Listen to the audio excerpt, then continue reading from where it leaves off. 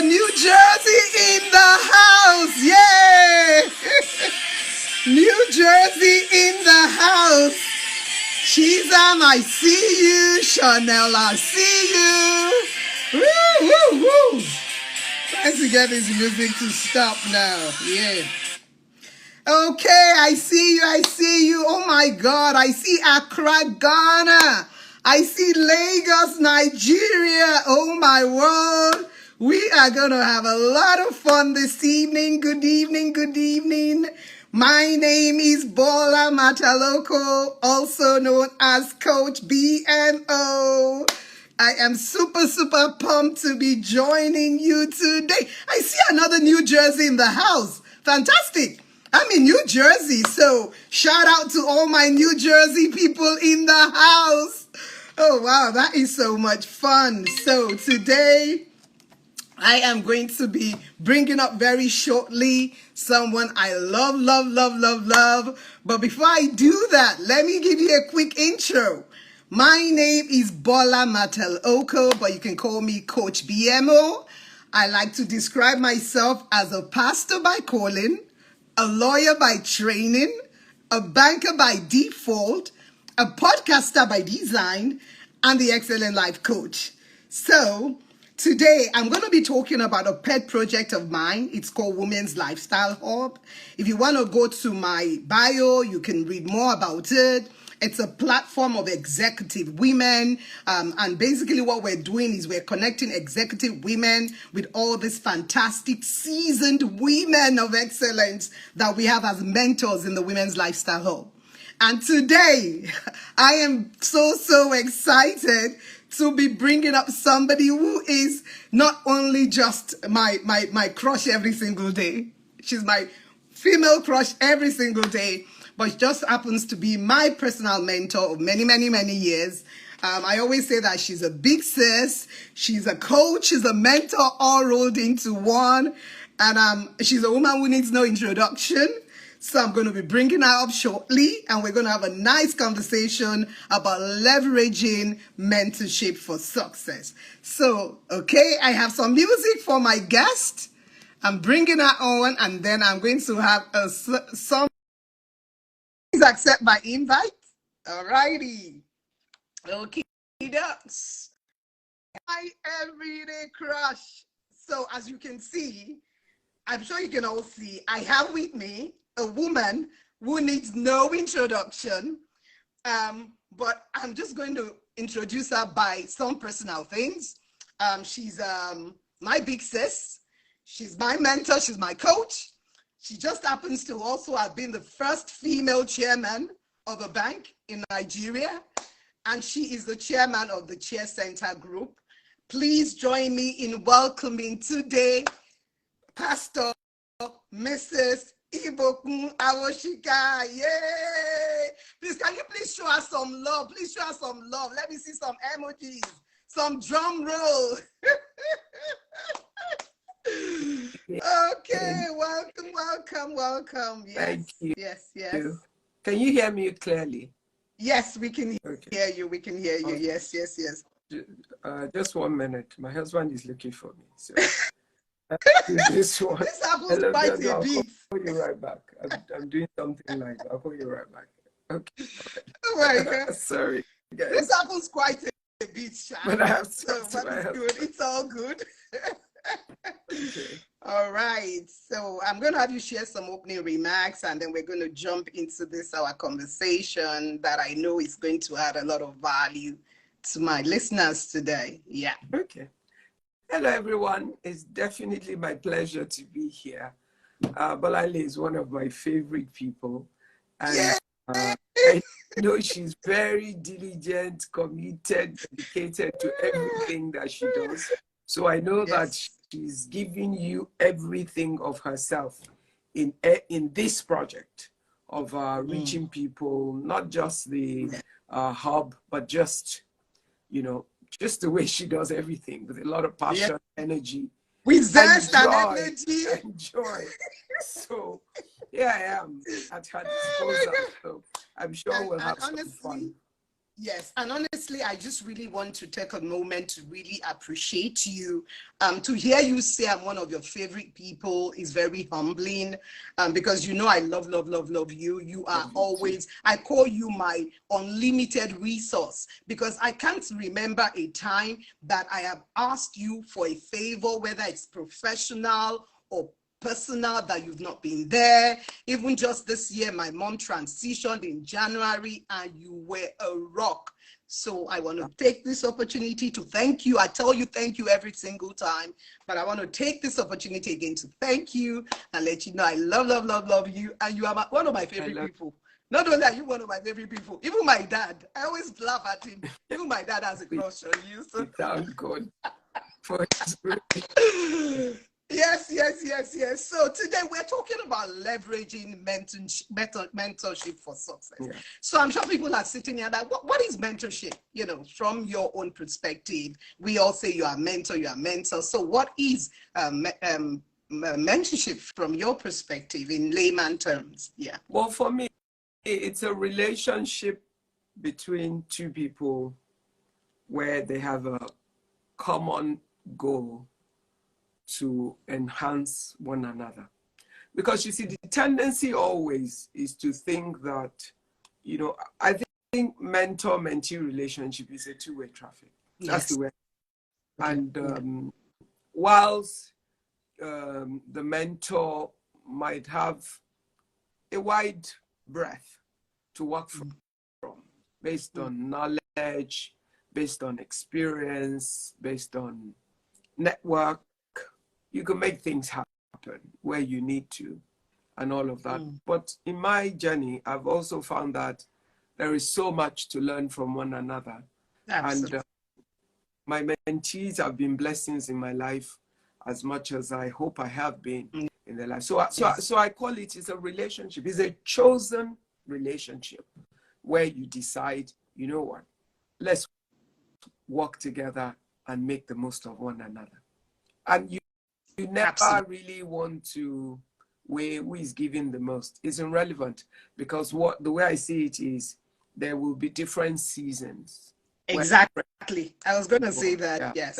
At different seasons, you will find that you give to each other differently. Absolutely. And for me, just to buttress that, what makes our relationship so that makes it work is the fact that I feel like a lot of things that you've done, that's where I'm going. And so you have such a wealth of experience to bring to me. Because I remember the first time we started on this journey was when I got appointed as a director, a non-executive director on the board of Wema Bank. And I remember I went to my pastor, who is also your pastor, at that time, and I was like, oh, I don't know anything about banking, and I really want someone who would be able to show me the way. And he said, you know what, I have just the perfect person for you. And it was not wrong, because every step of the way you have guided me. And so it's been such a rewarding experience. And it's true what you say about having to lean on one another, because I always say that where there's a relationship and it's only a one-way street, it's going to die at some point, because the person who is continually giving would get to a point where they would be tired of giving. Yes, yes. And I always feel like when I'm talking to you and you say, oh, Aburo Bamishele, do this for me, it's such a privilege, because I feel like I've drawn so much from you. And so it's always such, you know, a joy to be able to also do something in return for you. So, okay, so I want to talk about a bit about Women's Lifestyle Hub, because I remember when I also had the vision for that project, I came to you, like I always do. So basically, Women's Lifestyle Hub is a platform. I got my executive coaching certification sometime in October of last year. And I've always just been passionate about women. As an executive woman myself, I really understand the unique challenges that we face in the workplace. You know, I always say that when a woman is trying to climb the career ladder, they say she's ambitious. When it's a man, they say they're driven.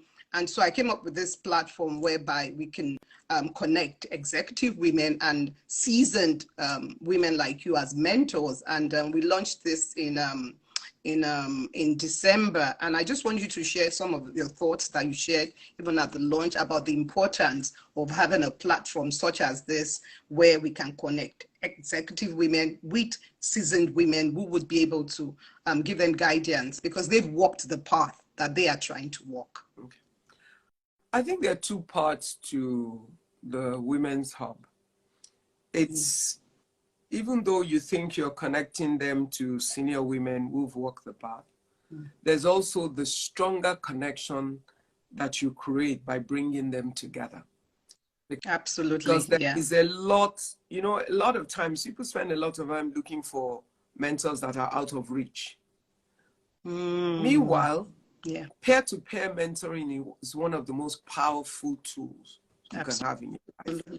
And that's having people around you who share your passion, have vision like you do, who want to make something of their life like you do. You might have different industries or fields, but your goal to maximize yourself is really what's driving all of you. And your different learnings across your different routes will help you to sharpen one another and add value to each other. So having a tribe of women that you can lean on, because no one, especially women, can win at the highest level walking by themselves. It's absolutely impossible. I can tell you that categorically. And because the women are multifaceted in their journey, having a support group of women that you trust their thinking, their judgment, and have a sense of your journey because they are working like you to make the most of themselves. They will not judge you. They do not condemn your ambition. They create for you a safe space where you can be free to express your vision and your ambition. And when you feel weak, they can hold up your hand like Aaron and Hur held Moses' hand. And it's that connection that is great within the hub because they learn together. Then you now add a layer to that, and that layer is the seasonal interaction with women who have walked along those paths, who have gained some experiences that they share with them in order to enhance, to make the journey. You know, when you listen to, you know how they say, there's a Yoruba adage that says that when an elder sits and watches a child, we'll climb a tree and tell where that tree, what direction that tree will fall. That's really what mentorship or counsel from people that have gone ahead offers you. Because there's no point. You don't have to fall into every pit, every junction where they made a mistake. You can learn from other people's experience. It fast tracks your own journey. It makes it a lot easier. It gives you hope. And then seeing that they, despite those challenges, have been able to go far, makes you understand that, yes, you will meet some challenges and your challenges might be different from theirs. But you know what? There's nothing you want to do that is impossible. And that's what I think you're doing with the hub.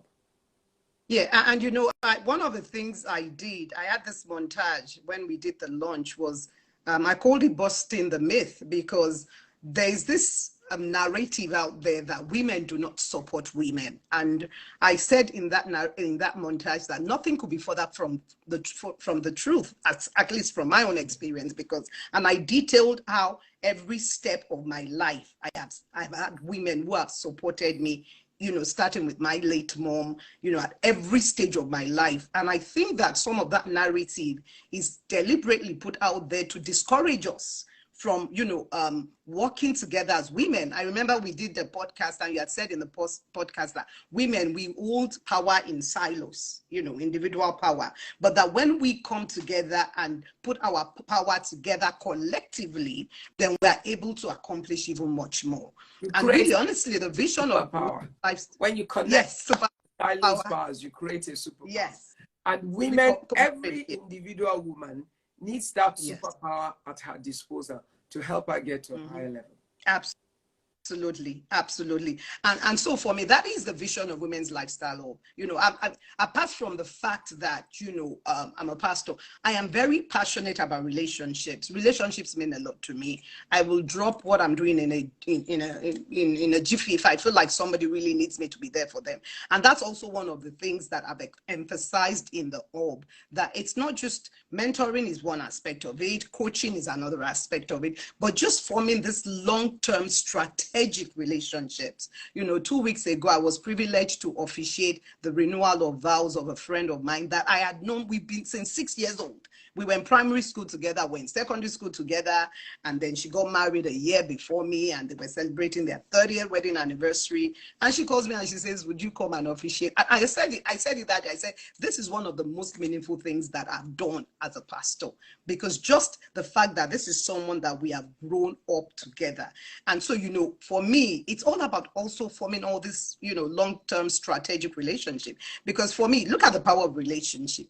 Relationship is what would make me come to you, and you are willing to take me as a mentee because I have a relationship with somebody else who you have a relationship with, who is your pastor, who is able to say to you, this is somebody that I care about, I want you to mentor. That is the power of relationship. Relationship will give you access to places that you would normally have not been able to have access to. Yeah. And I tell people that all the time. That is the power of relationship. Exactly, which is really part of how mentorship can, it's all right to call someone your mentor, but Yes. what really creates the value is the kind of relationship that you build with that person. Every mentee that I have, or mentee classified person in my life, doesn't have the same relationship. There's some mentees that, based on how they've worked the relationship journey with you, have transitioned from just being your mentee to your younger sisters. That's yes, that would be you, Tara, and then I have those who are my mentees but are my daughters. And that's also a relationship, so it's about how you walk the relationship with the person that you're involved with in a mentorship relationship. And there's certain things to be careful about. There must be mutual respect. Absolutely. And you should never abuse the access that is given in a mentorship relationship. There must be respect for time and all of those things. Then there must be proof of your own seriousness.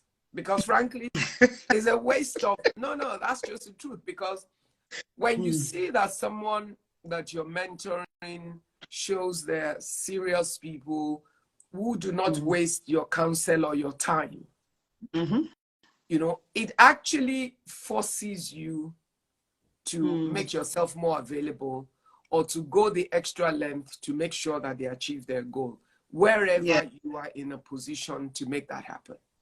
I wouldn't pick my phone and call somebody for a mentee if I cannot trust that that mentee will fully represent me by how they conduct themselves there.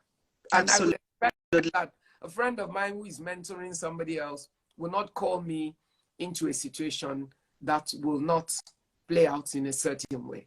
So it's about how you build the relationship and how you conduct yourself in the relationship, and how you show yourself to be reliable, dependable in terms of doing the right thing. It's also about the value system that the person chose. True. I mean, if a young woman comes to you, talks, my ambition, my drive, my all of that, and then the next thing you know that she's sleeping with her boss to get what she wants and all of that. You don't want to be involved in that, because you know that the path she has chosen does not align with the kind of counsel you would give. So there's no point. If you can get her off that, or she's been through that and is trying to find her way, yes, you can help her. But sometimes people already have their ways, and that's a problem, So, absolutely. So there are many factors you must consider in a relationship. You also cannot be a major taker. Don't like that. Don't make yourself a major taker in relationships, which means all you ever do is ask. Is take. Yeah. Yeah. All you do is take and take and take and take. Like you said earlier, you know, whilst for the mentor, depending on who the person is, it might be nothing to give to you if you deserve it. And you know, the funny thing, you can actually give and give and give to a deserving mentee because it's a real need for them. So it's nothing for you to do that. However, in some cases, you realize that some people have no, they don't have, there's a sense of entitlement and a sense exactly. Take, that's where I was going to go. And take without any consideration or intention of giving. But in most cases, let's say that you're not expecting anything. So it's not about them giving. But you know, the giving is not material or anything. It can just be respect, attention, just sometimes to even call and check on you or something. Or in a moment where, you know, you're engaged in something, you know, people that would look at, I mean, some of those I call my daughters have been amazing in terms of all the work I do with the live series, with the younger people and all of that. They have been exceptional in contributing to building. I know what I want to do, but they know their generation more than I do. If I say, okay, should we do this way? Why don't we do this? They're like, no, Mom, that can't work, you know, because this is how the people think and all of that. So they have been committed to giving their own value to the extent, you know, of what is their own talent to help you move things that are important to you, even for, so that, but that's relationship, because it's not everyone that you allow even into the closeness of your life to even do that. So the relationship part of mentorship is key. And some are just basically a technical mentorship, which means you see them when there's an issue, you sit down, you talk about it, and you let it go. So there's a question that popped up that I want us to, I mean, I feel like we kind of touched on it.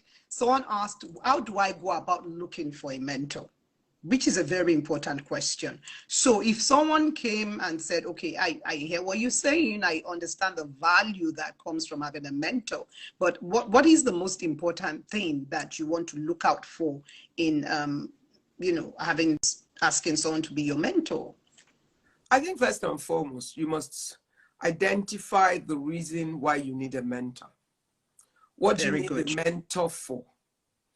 And, you know, every successful, glamorous person you see is not necessarily an ideal mentor for you. True. First, identify, what do I really need a mentor for? If you identify the area of your life where you need a mentor, now don't take someone just because they're successful overall. Are they successful in that area that you particularly mentor? Yes, which is important. That's one. Two, is that person reachable in a way that they will be able to give you the time to help you with the issue? Do they have access? Do they have access? Are you able to access them when you need them? Access them in a way that you can have a meaningful mentorship relationship. That's two. Three, though they might be technically competent, they might be accessible. Do you share the same values? That's so important. Because you need to consider so many, because the counsel and the guidance that the mentor will give will only come from the perspective of their own experience and their belief system. So it's important for you to investigate what their actual belief system is. And if that belief system aligns with yours. Yes. I mean, there might be a very successful woman who doesn't care about marriage. And it's her right to make that choice. But absolutely. A woman who wants to succeed, but is committed to building a home or wants to build a home as well, then you need to find, should be great as your business or career mentor, which means that's one side of it. But will she be great as in helping you to see how to balance, well, I don't have a balance, but how to make them work together in order for you to have a happy life as a married, successful woman. Yeah. You know, so yes. You sort of need to, you also need to, do you share the same faith? You know, and that's important. Yeah. Faith here is related to values. Because you know your mentor can be a Muslim and you're a Christian, but she has the right values. Absolutely. And she can't base on her values. Pastor, we can preach on that because there are lots of Christians that their value system is not even so what it's it should not be. in what I call myself, it's in what I do. Yes. You know, so you need to make those calls in terms of don't be carried away with position, power, your husband is your no. You need to do the due diligence of being thorough in identifying that. And honestly, one of the best type of mentors you will find are people around you, people accessible to you. Because you don't want to have an issue you need to discuss with a mentor that you need 4 or 5 months to have access to. Because the time and the moment of the need has already passed. And we tend to underplay people that we're familiar with. So we're looking for something far off and unreachable. A lot of people tend to do that. You shouldn't. You can have mentors for different areas, but your first step is finding accessible mentors around you and working with them in order, you know, for you to get counsel and guidance. And also they might know you better. So there might be softer details around your life that they're able to give better guidance to because they know some of those things. That's a mentor that you're trying to impress will not necessarily have all that information. So it's really is important how we make that selection. And you know, when I'm listening to you, for me, I feel like why, you know, so I'm sorry, there's something someone just wrote down. And a mentor that values you as a mentee. That's absolutely you should never let someone who treats you anyhow. Sometimes you won't know until you get there. But if you start a relationship and the other person, there must be mutual respect. I've said that earlier. Yeah. There must always be mutual respect for both sides. Yeah. Whether it's the mentee or the mentor, which is why I said it has to be a two-way relationship. It cannot be a one-way thing. You must have respect for one another. Because at the end of the day, like I said earlier, the mentor can be blessed by the mentee in many things. I mean, I learned a lot from, there are many things, honestly, all these social media and all of that. It was my young mentees who said, no, you're going to have an Instagram. I said, for what? You're going to do this. They opened everything, YouTube, everything, opened everything at the same time and told me, okay, these are your platforms. That's really how I got, and have the time. Mrs. A dropping nuggets. I love that comment. Ima, you're dropping left, right, and center. It's true. I don't know for how long. It was one of my mentee relationships who will post everything on my YouTube. She will say, okay, you haven't posted anything for a while. I'm like, you know, but there's so many tips of you everywhere else. I'm like, okay, they'll give you some of the ones we have. And then she'll go behind, she'll post everything there and all of that. So there are different ways you bless each other. Absolutely, absolutely. And you know, when you were talking, what just occurred to me is that the reason that our mentor-mentee relationship works so well is that I feel like when I look at you, that's the mirror image of, you know, how they say that when I grow up, I want to be like you. Because like I said, the first time we connected was when I was appointed as a non-executive director. You were already there, so that I was basically trying to go where you were. And I also think that, you know, when I think about it, it's divine because we're also mom to 3 boys. So much in common. We're both mom of 3 boys. We're both pastors. You know, we're both committed to families. So I think that that really is what really makes this relationship work, and there's that mutual respect. It's very important. There's a young lady that typed in that she had a mentor who did not believe in her. You cannot benefit from someone that doesn't believe in you. Absolutely. Because one of the major roles of your mentor is an encourager as well. You might come bruised, you might come damaged, you might be at a point in your life where, you know, you're about to give up on everything, you don't believe in anything. But if you have the right mentorship relationship, you will find that your mentor can pull you out of that hole and drag you up. And you will have some worst days in your life that you really need someone to speak faith to you. And your mentor should always be in a place where he or she can speak to take you out of that place. So if you are in a mentorship relationship where your mentor doesn't believe in you, you have the wrong relationship. You need to call it off. Okay. So I just spied another interesting question. So because I just try, as we talk, I try to look at the question. So somebody asked, should you have more than one mentor? I think you kind of touched on it, but do you want to answer that question? Do you? I think it's possible. It depends on what you're looking for, you know, because like I said before, you might know someone who is really smart in one area and has things that you can learn, but be sure that you don't get confused by their approach, because sometimes, you know, if you get contradictory counsel from different heads, it can make the journey a bit more difficult. Now, one thing I will tell you, and I say this all of the time, whether it's your mentor or anybody else, counsel is information. Okay? Yes. Your mentor can only give you guidance. She or he should never make decisions for you. True. The right to make a decision concerning your life is all yours. It's your responsibility.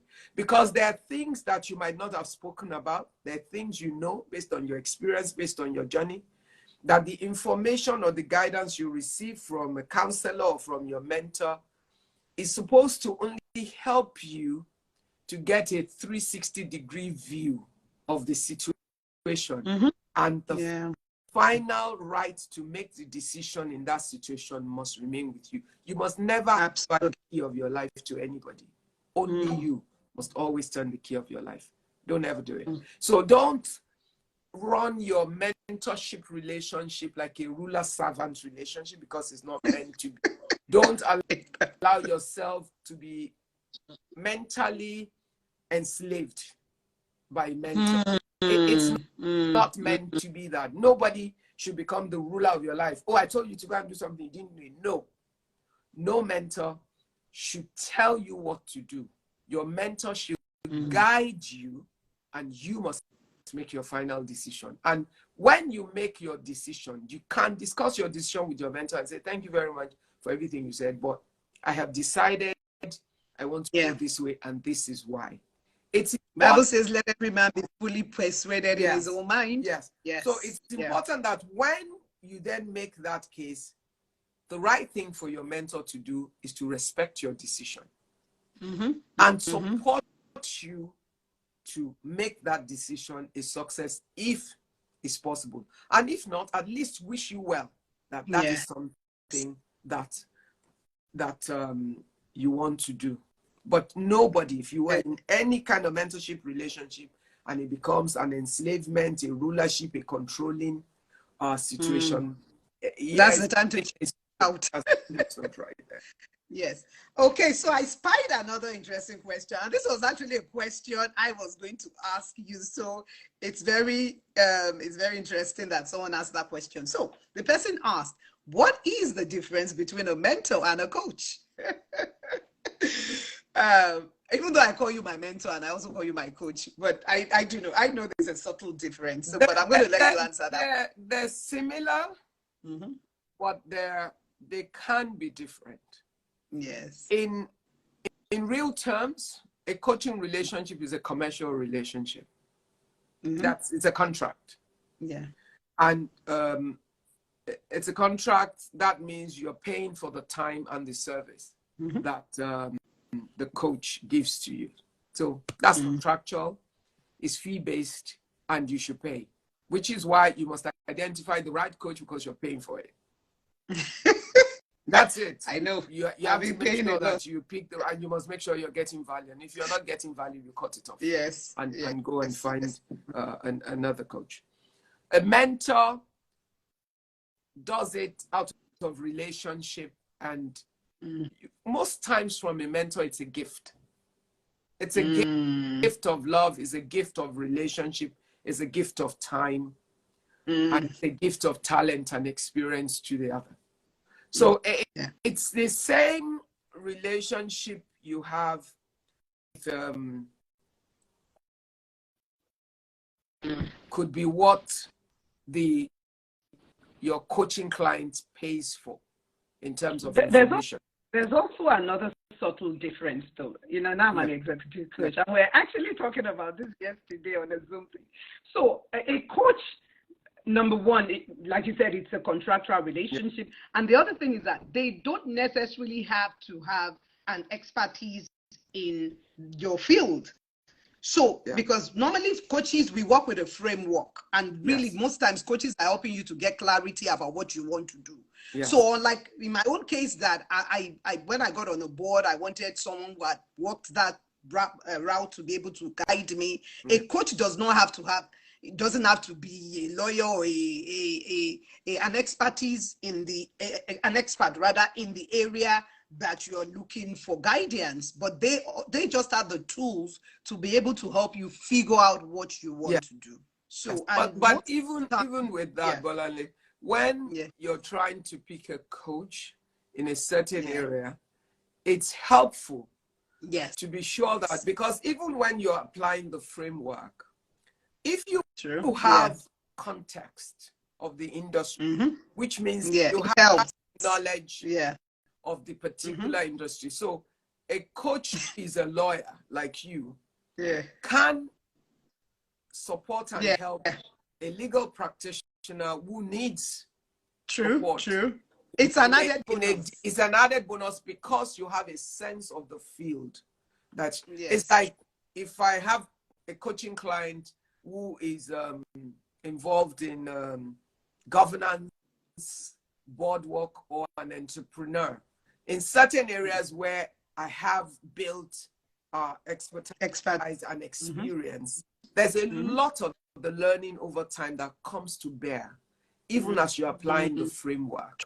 So it's really, a coach can be, a mentor can be a coach. A coach is not necessarily a mentor. So that they're different things. For a coaching client, 1 hour of service is 1 hour of client. One of my greatest challenge as a coach is that if there's a problem that comes from my coaching client, I do not know how to call off the time, because. But that's the way I am too, honestly. Which is the pastor in you. No, that's the truth, because what tends to happen is you want to sit with the problem and make sure that it's solved. The very commercial coaches will add timing for which they would charge, which is the right business approach to it. All right. But you would find that, mentors do that all the time. You have unscheduled access to your mentor. You sort of, they're with you in the trenches, in and out. They can't go the extra mile, I remember I think this was a few weeks ago, I called you and I was almost like, just come. But that's relationship. That's what relationship is. Though, so yes. So if you call your coach, you're going to have to find a slot in her diary to get a time to go in a formal. So it's really, it's both ways. You have to decide which one is expedient for you at the stage of your life without taking advantage of the person as well. You need to do that. So people are requesting they want to be your mentor. Well, one good way to get access to Mr. Awosika is to join the Women's Lifestyle Hub. So if you want to get more information about Women's Lifestyle Hub, you can go to my, just follow me on Instagram, Bola Mateloko, at Bola Mateloko. If you go into my bio, you will see the link to my website, bolamateloko.com, and you'll be able to get all the information about Women's Lifestyle Hub. It's a 2-tier hub. We start off with a 6-week leadership induction program because we believe that every member of Women's Lifestyle Hub is a future leader. And so we want to equip them with the right skills to be able to maximize their potential as leaders. So the 6-week training, we have one started in on the 9th of July, but it's almost full.